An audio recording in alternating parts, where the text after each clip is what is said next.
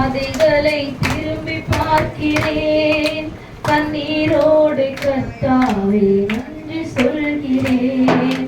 கடந்து வந்த பாதைகளை திரும்பி பார்க்கிறேன், கண்ணீரோடு கர்த்தாவே நன்றி சொல்கிறேன்.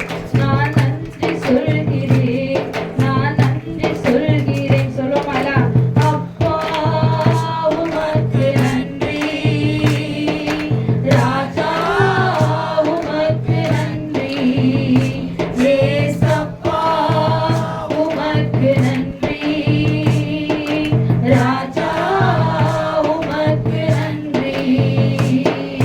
கடந்து வந்த பாதைகளை திரும்பி பார்க்கிறேன், கண்ணீரோடு கர்த்தாவே நன்றி சொல்கிறேன், நன்றி சொல்கிறேன், நான் நன்றி சொல்கிறேன். அநாதையாய் அழிந்தேன், நான் பிரிந்தேன் ஐயா, அநாதையாய் அழிந்தேன், நான் பிரிந்தேன் ஐயா.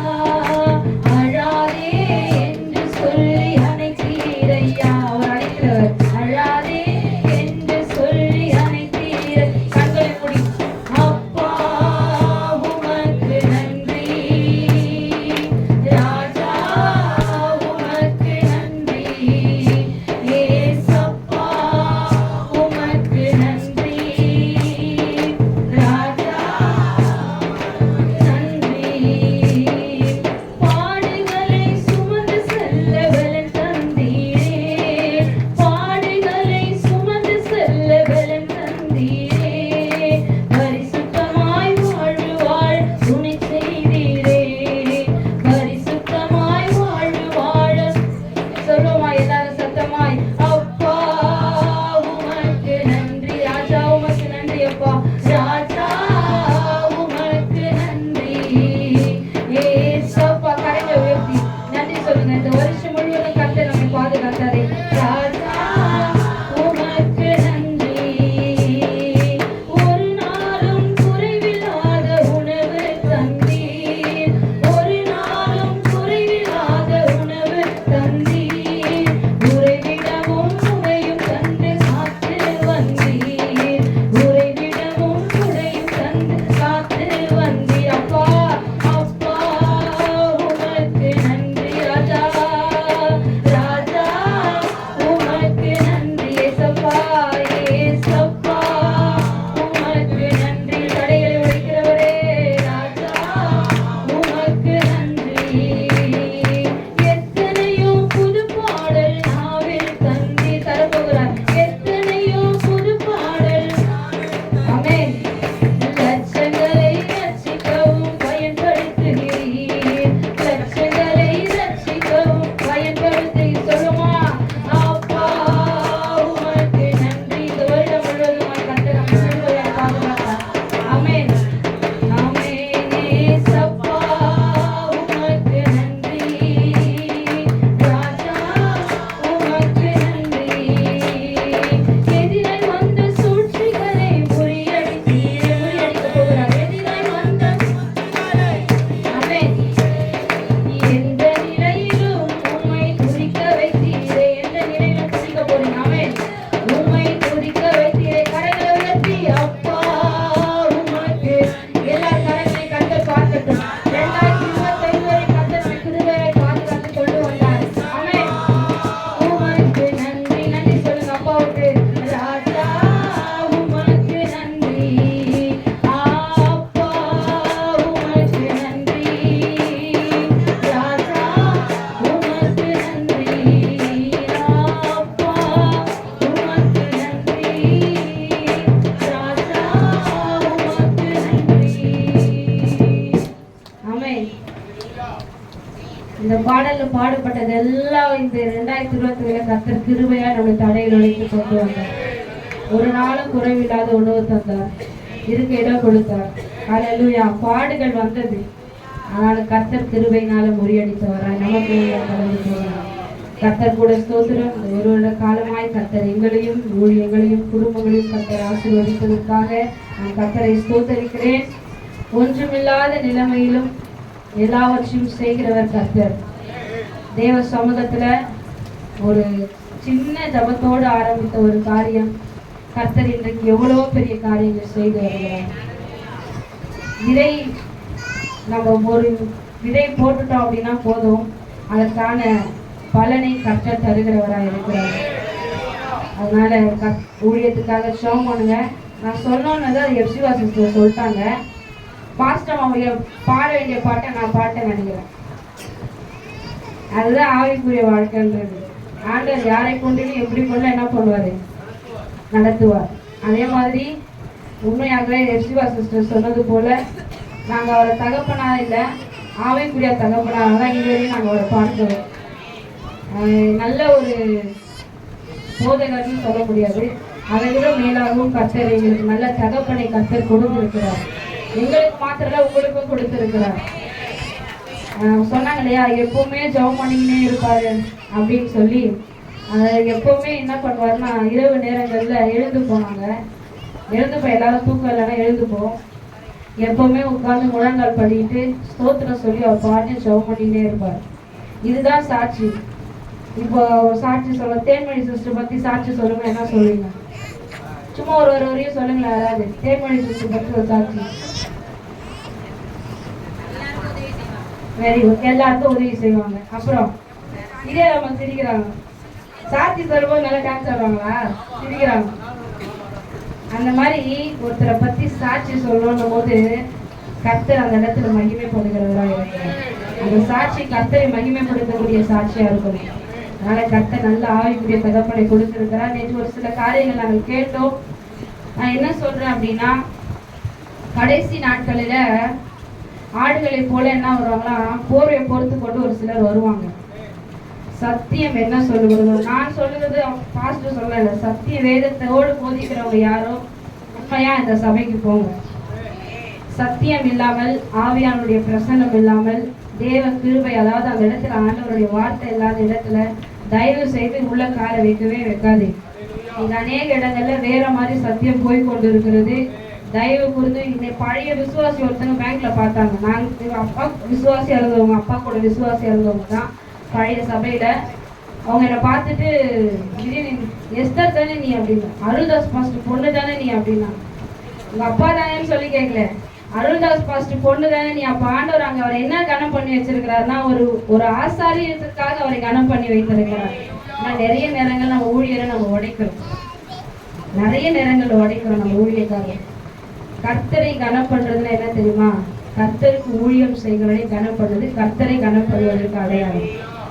அவங்க காணிக்க கொடுத்து அவங்கள கனப்படுத்தினாலும் அவங்க தனிப்பட்ட விஷயத்துல ஆண்டவர் அவங்களுக்கு ஏவினார். அவருக்கு கொடுக்குற மரியாதையில கூட சொல்றாங்க இல்லையா, கீழ்ப்படிகள். சிலவங்க நான் சொன்னா கூட கேட்க மாட்டாங்க, இந்த பசங்க எஸ்தர் சொன்னா கேட்கறாங்க அப்படின்றது எனக்கு ரொம்ப கஷ்டமா இருக்குது. எல்லாருக்கும் மேலான பொறுப்பு அவர் தலைமையில இருக்கு. அவருக்கு கீழே தான் அவருக்கு கீழே தான் என்னைக்குமே ஸ்தோத்திரம். ஆண்டவருக்கு அவருக்கு கொடுக்கப்பட்ட அழைப்பு அது மாதிரி. அடிக்கடி எப்சிவா சிஸ்டர் சொல்லுவாங்க, என்னதான் பண்ணாலும் ஆண்டவர் அப்பா மேல கொடுத்த கிருபையை மட்டும் ஒண்ணுமே பண்ணவே முடியாது அப்படின்னா. ஏன்னா அவருக்கு அழைக்கப்பட்ட அபிஷேகம் அந்த மாதிரி. எல்லாம் சொல்றாங்க, நேற்று வந்த பாஸ்டர் சொன்னாங்க, ரொம்ப நல்லா வர்ஷிப் பண்ணுமா, ரொம்ப அருமையா இருந்துச்சுமா, நானும் எழுந்து நின்றுட்டோமா, அந்த ஆராதனை என்னால நிக்காம இருக்க முடியலமா அப்படின்னு. விதை விதைத்தது யாரு? ஊழியக்கார தகப்பன் விதை விதைச்சாரு. ஆண்டவர் கிருபையினால ஒரு விதையை விதைச்சாரு. இன்னைக்கு கர்த்தர் மரமாக வளர செய்கிறவராக இருக்கிறார். அப்ப அங்க வேலை ஆள் இருந்தாதான் அங்க வேலை நடக்கும். அந்த மாதிரி அவருக்கு கொடுக்க வேண்டிய கனத்தை நம்ம செலுத்தும் போது அது உண்மைங்க. நம்ம ஊழியக்காரை தவிர நீங்க வேற யாருக்கு அது எதற்காக சொன்னார்னா, வெளியில இருந்து நிறைய பேர் வந்தாங்க. நான் இதை மட்டும் சொல்லிக்கிறப்பா, வெளியில இருந்து நிறைய பேர் வந்தாங்க, அவங்களுக்காக அவர் சொன்னார், பொதுவா போய் ஜெபம் பண்ணிக்கோங்க அப்படின்னு சொல்லி. அதனால நீங்கள் எப்பவுமே எதை செய்தாலும் அது உங்களுடைய ஊழியக்காரருக்கோ உங்க கூட யாரெல்லாம் இருக்கிறாங்களோ அவங்க கிட்ட கேட்டுட்டு எதுவா இருந்தாலும் நீங்க செய்யுங்க. கர்த்தர் உங்களை ஆசீர்வதிப்பார். அதே போல ஒரு வருட காலமாய் கர்த்தர் எங்களையும் எங்கள் குடும்பத்தையும் பாதுகாத்தார். பிள்ளைகளுக்கு நிறைய பலவீனம் வந்தது, 3 பேருக்குமே பலவீனங்கள் வந்தது. ஹாஸ்பிட்டல் அட்மிட் பண்ற அளவுக்கு நிறைய காரியங்கள் வந்துச்சு. கர்த்தர் பிள்ளைகளை அற்புதமாய் பாதுகாத்தார், அதிசயமாய் நடத்தினார். அதே போல இந்த ஊழியத்துல முக்கியமா நான் அப்பாவை சொல்ற இதுவுக்கு என் கணவரே நான் சொல்லி ஆகணும். அது ரொம்ப முக்கியம். இந்த அளவுக்கு என்னை ஃப்ரீயா விட்டு எந்த குடும்பத்துல எப்படி இருப்பாங்கன்னு தெரியாது. உண்மையாவே சொல்றேன், நான் அவருக்காக எவ்வளவு நன்றி சொன்னாலும் போதாது. வீட்டுல சண்டை நடக்க எல்லாம் பண்ணுவாங்க தான், ஆனா இந்த இடத்துல நான் அவரை கனப்படுத்தணும். ஏன்னா என்னை ரொம்ப அவர் நிறைய வீட்டுல அலோவ் பண்ண மாட்டாங்க. நைட் டைமா இருக்கட்டும், இன்னொரு விஷயம், என்னுடைய மாமனாருக்கும் நான் நன்றி சொல்றேன். ஏன்னா எந்த வீட்லயும் இந்த மாதிரி அலோவ் பண்ண மாட்டாங்க. கர்த்தர் கிருபையால் நான் இருந்த இடத்திலும் சரி, போன இடத்திலும் கர்த்தர் இருக்கிறார் என்பதை கர்த்தர் எனக்கு உறுதிப்படுத்தினார். அதற்காக நான் கர்த்தரை ஸ்தோத்திரிக்கிறேன். ஏன்னா இந்த ஊழியம் செய்வது ரொம்ப, அவர் யாராவது சொல்லுவார் ஜெபம் பண்ணிருந்தாங்க, நீங்க யாருக்கு ஜெபம் பண்ணேன்னு கேட்பாரு. ஏன்னா அவருக்கு தெரியும் நைட்டில் தூங்க மாட்டார் அவர் சில நேரத்துல. அப்போ இந்த மாதிரி நிறைய போராட்டங்கள் நீங்க சொல்றீங்க, நீங்க நினைச்சுக்கிறீங்களா இவங்களுக்குலாம் போராட்டமே இருக்காதா அப்படின்னு. ஒரு நாளும் நைட்ல முழங்கால் போடும்போது அவ்வளோ போராட்டம் வரும். ஒரு பக்கம் குழந்தை தூங்கிட்டு இருப்பான், ஒரு பக்கம் அவர் தூங்கிட்டு இருப்பாரு. என்னால சொல்றதுக்கு முடியாது அந்த போராட்டத்தை. ஊழியத்துல வரும்போது கஷ்டங்கள் அதிகம். அதுக்காக தான் சொல்லுது ஊழியத்துக்காக ஜெபம் பண்ணுங்க, ஊழியக்காரருக்காக ஜெபம் பண்ணுங்க அப்படின்னு சொல்ற காரணம் அதுதான்.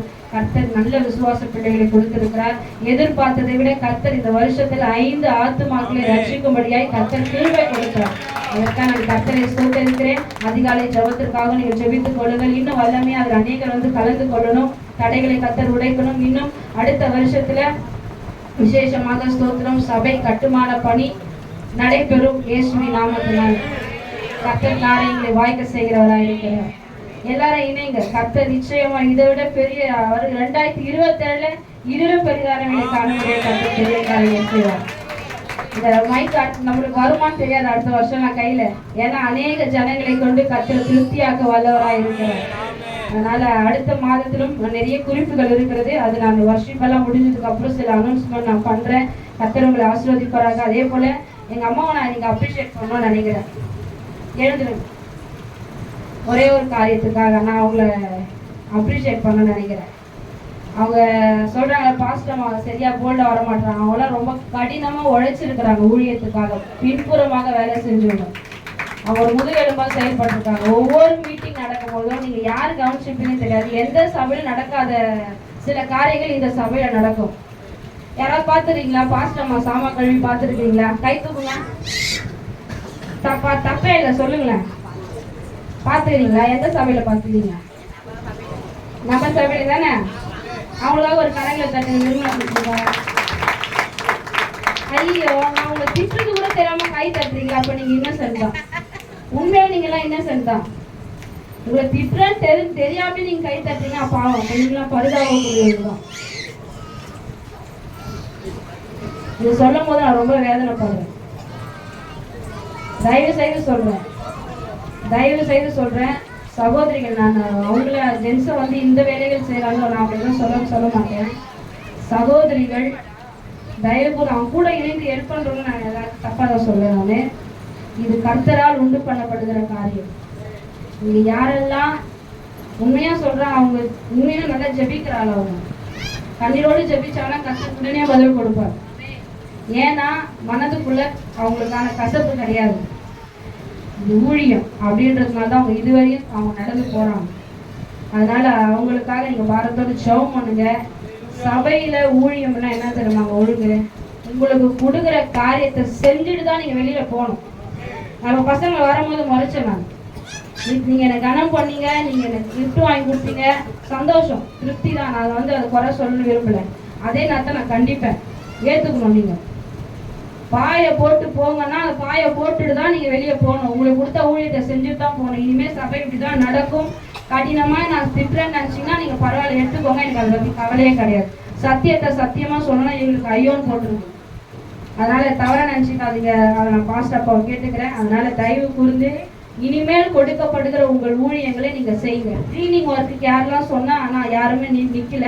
நீங்க உங்களோட வீட்டு காரியத்தினால நீங்க சரி டைம் ஆயிடுச்சுன்னு போயிட்டீங்க. முடிந்தது பிறகு நான் உங்களை சொல்ல சிஸ்டர், உங்க கூட பேர் எழுதுனவங்களை சொன்னேன். இல்ல நான் குறிப்பிட்டு உங்களை சொல்லல. நான் கொடுக்கப்படுகிற காரியங்களை கர்த்தரை கனம் பண்ணுங்க, மனுஷனை கனம் பண்ணாதீங்க. நான் போதிக்கிறது தப்பா இருந்தா ஆண்டவர் எனக்கு அதற்கான பலனை தருவாராங்க, அவ்வளவுதான். அதனால நீங்கள் செய்கிற காரியத்தை பரலோகம் பார்க்கிறது, ஆண்டவர் பார்க்கிறார். விதைக்கிறவர்கள் அறுக்கிறார்கள். நிச்சயமா அறுத்து கொண்டிருக்கிறாங்க. அறுக்குறீங்களா இல்லையா? தேர்ந்தேன்மை சிஸ்டர், அறுக்குறீங்களா? கர்த்தர் உங்களை ஆசீர்வதிப்பாராங்க, அவ்வளவுதான். கனம் பண்ணுங்கள். கர்த்தர் உங்களை கனம் பண்ணுவாராக. விசேஷமாக ஜெபத்தில் இணைந்து இதுவரையிலும் எங்களை தாங்கிக் கொண்டிருக்கிற ஒவ்வொரு பிள்ளைகளுக்காகவும் என்னுடைய கரங்களை தட்டி நான் உங்களை கனப்படுத்துகிறேன். பிரயாசப்படுங்கள். கர்த்தர் உங்களை ஆசீர்வதிப்பாராக. God bless you.